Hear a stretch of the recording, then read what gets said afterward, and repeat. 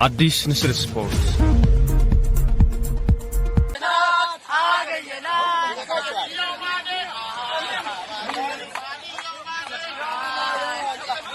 መጀመሪያ ራስህን አስተዋውቀን። ግርማ እባላለሁ። ተወልጄ ያደግኩት አዲስ አበባ ፊት በ4 ኪሎ ቄራ የሚባል አካባቢዎች ጋር ነው ተወልጄ ያደግኩት። በፊት ኳስ ተጫዋች ነኝ። የጀመርኩት 4 ኪሎ ተስፋ የሚባል ቡድን ውስጥ ነው ኳስ የጀመርኩት። ከዛ ጊዮርጊስ ነው የገባሁት። ከዛ መድን፣ ዋስራ፣ ሌታ በቃ እነዚህ ናቸው። በመቀጠል እንግዲህ የኳስ ህይወትን እንዴት ጀመርክ? ከየት ጀመርክ? እንዴት ይሄን አጀማመር? ያው ኳስ እንደማንኛውም ወጣት ታዳጊ ሆኜ ሰፈር ውስጥ ተጫውቼ ነው ያደግኩት። ሰፈር ውስጥ ስጫወት አባይነ ሰፈር ውስጥ ያው አስፋልት ላይ ስጫወት አባይነ ማሞ አሁን ካናዳ ያለው ብዙ ቲም አሰልጥኗል። ያን ሰዓት አስፋልት ላይ ስጫወት ያየኛልና ለምን እኔ የሰፈር ቡድን አለ ያን ሰዓት ሰፈራችን ውስጥ ጥሩ ልጆች የነበሩበት ቲም ነበር እና እዛ ቲም ላይ እንጫወት ጠየቀኝ። ከዛ በኋላ ያ ቲም ነው እንግዲህ መሰረት የሆነኝ አባይነ ነው መሰረት የሆነኝ። አባይነ በጣም ጎበዝ በጣም በቃ አስተዋይ መካኒ እንጃ እንዴት ብዬ እንደምገልጸው አላውቅም። ለእኔ አብሶ በቃ ትልቅ ቤዝ የሆነኝ ሰው ነው። በኳስ ህይወቴ ውስጥ ትልቅ ቤዝ የሆነኝ ሰው ነው አባይነ። ካደግኩኝ በኋላም የመጣ ስቴዲየሙን የሚያየውን ነገር ድክመቴን፣ ጥሩ ነገሬን ምን ማድረግ እንዳለብኝ ይመክረኝ ነበር እና በጣም ከምነግርህ በላይ አባይነ ለእኔ በኳስ ህይወቴ ውስጥ ትልቁን ድርሻ ያለው ሰው ነው። ለማጫወት አበበ ግራፍቱ አበበ ቲጎንና አባይነን እንትን ያደረጓቸው እና እስቲ ስለዛ ጨዋታ እንደው የምታስታውሳቸው?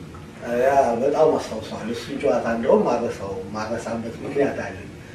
ምክንያቱ ምንድን ነው ይመስለኛል ብዙ ጊዜ እየወሰድክ ታጫውተን ነበረ። አንተ ሜዳ ላይ እየሄድን እንጫወታለን፣ ታሸንፈናለህ። ብዙ ጊዜ ታሸንፈናለህ። ያን ቀን ዋንጫ አዘጋጅተን አበበ ቢቂላ ትዝ ይለኛል። ዋንጫ ራስ አዘጋጅተህ ብዙ ሰው ጋብዘሃል። ያው ራስ ተማምነሃል ይመስለኛል ካልተሳሳት። ያን ዋንጫ አዘጋጀህና እኛን ጋበዝከን። አባይነ ትዝ ይለኛል። ዓርብ ቀን ነው እሑድ የምንጫወት። ዓርብ ቀን ሰበሰበን። ዓርብ ቀን ይሄ የመጨረሻ ጊዜያችሁ ነው ማለት ዋንጫ ካላገኘን አላሰለጥንም። ለምን ኤልያስ በቃ መቶ ተማምኖ ነው የጋበዘው። እንደሚበላው አውቆ ነው ዋንጫውን እንደሚበላው አውቆ ነው የጋበዘው። እናንተ ደግሞ እንደምትችሉ አሳዩት ብሎ ነው የነገረን። በቃ ሁላችን ጨዋታ ሄድን። ያው በጣም ጥሩ ነበርን። በጣም ሁላችንም 2-1 አለቀ። 2-1 እኔ መሰልኩኝ አንዱን ጎል ያገባሁት እኔ ነኝ። ያ ይመስለኛል ያ ነው ትውስታዬ። ዋንጫው ጨዋታ በቃ ፎቶዎቹ ላሉ ደስ የሚል ጊዜ ነበረ። ከዛ ያው አባይነም ቃሉን አክብሮ ተመለሰ። በመቀጠል እንግዲህ ወደ ሌላው እንሂድ እስቲ። እንደው ከዛም በፊት የልጅነት ብርሃን እኔ ደግሞ አስታውሳለሁ የመረጥኳቸው ሁሉ ልጆች ነበሩና የዛኔ አንዱ ነበርክ? አዎ ያኔ ያው 5 ልጅ ነው 4 ልጅ ስትመርጥ እኔ አንዱ ነበርኩኝ። ግን ሩቅ ነበር። ያው ትራንስፖርት ሳንቲም አናገኝም ነበር። ከዛ አንተ ሜዳ ድረስ ለመሄድ ብዙ ሩቅ ነበር እና በቃ ያው ያለን ዕድል አባይነ ጋር መቆየት ነው እና አባይነ ጋር ቆየን። አሁንም ታደሰና መኮንን ታደሰ አብሶ ያኔ ወረዳ እሷና ኮኮቤ ስለነበሩ ታደሰ እንድመጣ ታገኛለች። በቃ ጓደኞቼ ደግሞ አብሮኝ ዋንጫ የበሉ ልጆች ናቸው እና ያም እንዳልኩ አንድ አይነት ነገር አላቸው። ይህም የሰፈሬ ልጆች ናቸው። እዛም 4 ኪሎ የሚባለው ብዙዎቻችን 4 ኪሎ ልጆች ነው። ከዛ አንድ ዲቪዥን ገባን። አንድ ዲቪዥን ተጫወቱ ማለት ነው። ሲቢ አልተጫወቱም። እድለኛ ነኝ ይመስለኛል። ወደ ላይ ሄድኩት። ከዛ ጥሩ ውጤት እያመጣ ይሄዳል። በጣም ጥሩ ውጤት። በዛ ሰዓት ፖሊስ አለ፣ እርሻ አለ። እነዚህ ደሞዝ ነበራቸው። ደሞዝ እኛ ግን በኢንሴንቲቭ ነው የነበረ 25 ብር 50 ብር። ከዛ 25 ብር በጨዋታ 25 ብር ነው የሚከፈል። ግን በቃ ፍላጎታችን በጣም ደስ ቢል በጣም በቃ እና ስለ ገንዘብ አናስብም እኛ ስለ መጫወት ነው። በቃ ደስታዎቹ መጡ።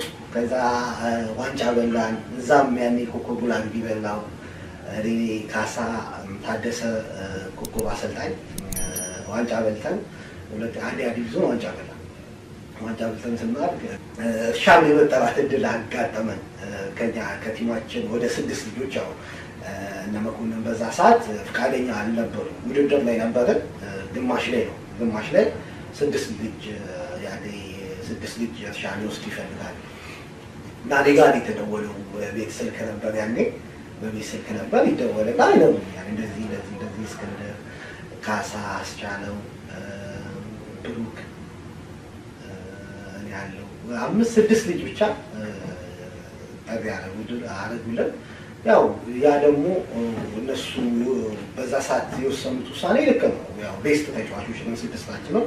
ያን 6 ልጅ ሰጠህ ማለት እየመራን ነው አንደኛው ዙር እና ያን ቲም ለማፍረስ ነው። ከፈለጉ ደግሞ ህግ አለው። በህጉ መሰረት አመቱ ሲያልቅ ይውሰዷችሁ ምናምን ይባላል። በዛ ፕሮሰስ ውስጥ እናልፋለን።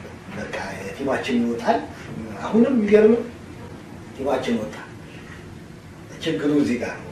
ቲማችን ይወጣና ክፍለ ሀገር ሄደ ነው የምትወዳደር። ያኔ እኛ አዲስ አበባ ነው ክለን ከየክልሉ ይመጡና ናዝሬት ነበር ውድድሩ። ናዝሬትና ወንጂ ነው ብሔራዊ ሊግ እንደሚባለው ብሔራዊ ሊግ ለመግባት ነው። እዛ ከአንድ እስከ አራት ይወጣ ይገባል። ከዛ ብን ይሆናል። ባጀት የለውም እንጂ ምንም ባጀት የለውም። ከህዝብ የተሰበሰበ ብር ነው። አሁን እዛ ሄደ ስትቀመጥ ሆቴል ያስፈልጋል፣ ምግብ ያስፈልጋል። ቀን በቀን ትሬኒንግ ትሰራለህ፣ ምግብ መብላት አለብህ፣ ሆቴል የምተኛበት ያስፈልግሃል። አሁን ያ ኬት ይባል አብዮትና ዮናስ በቃ ሰዎችን እያመጡ እንደዚህ አይነት ነገር ገንዘብ የምናገኝበትን ነገር ተመቻቸና ሄድን ብቻ ሄድን። እግዚአብሔር ረድቶን 1-2 ቀን 3 ቀን ሲቀረው ውድድሩ ሊጀመር 2 ቀን ሌሎቹ ሳምንት ሆኗቸዋል ገብተው ሙቀት ነበረ ናዝሬት። እኛ ከአዲስ አበባ ወጥተን አናውቅም። አዲስ ንስር ስፖርት